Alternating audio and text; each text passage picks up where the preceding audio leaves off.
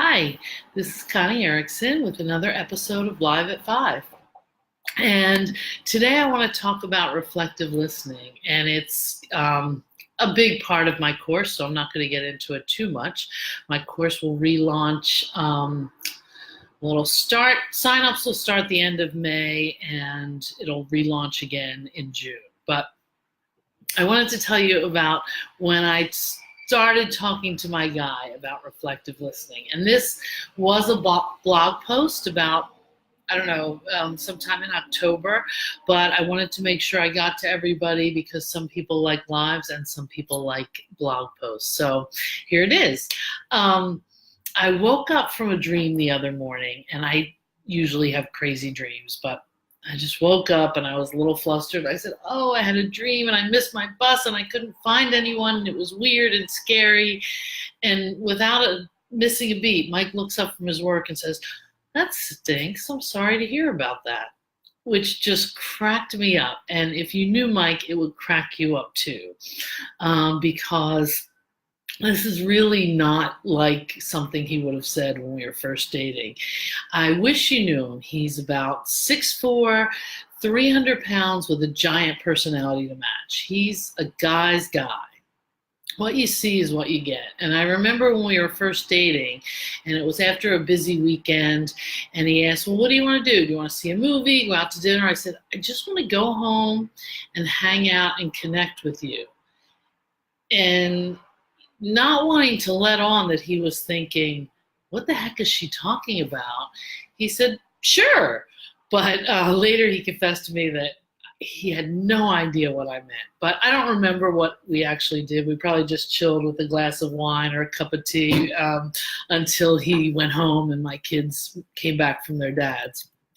But the first time I told him about reflective listening was a couple years ago. And reflective listening is the idea of listening and acknowledging someone's feelings without trying to change them, and without trying to give them advice or disagree or even agree with them. You're just listening and acknowledging their feelings. So anyway, the first time I told Mike about reflective listening, we were at an event, and someone I really don't like showed up. And okay, I'm not proud of it, but I was irritated. So I said to Mike, just seeing her here irritates me. And Mike, in true guy fashion, says, "Well, just don't let it bother you." I thought, no kidding. Why didn't I think of that? Don't let it bother me. So I say, "That is so not helpful." And later he asks, "Okay, tell me, what should I have said?" Just acknowledge my feelings. Say something like, "Yeah, seeing her really bothers you." He looked at me like I had two heads, but he started trying it, and that was really helpful. Now I hear him on the phone telling his sales guys and other guys all over the country, other guys, "No, you have to acknowledge her feelings. That's how you do it." So it kind of cracks me up. When we met, we were both in our late 40s, and we had both been divorced from marriages of 18 years.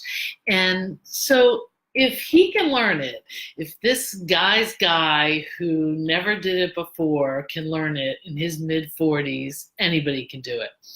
Of course, he still lovingly once in a while will say, "So what I hear you saying is, wah, wah, wah." We still have some work to do. But if you have more questions and if you have comments about reflective listening or anything else, drop them in the comments, and I will see you next week, next Monday, live at 5.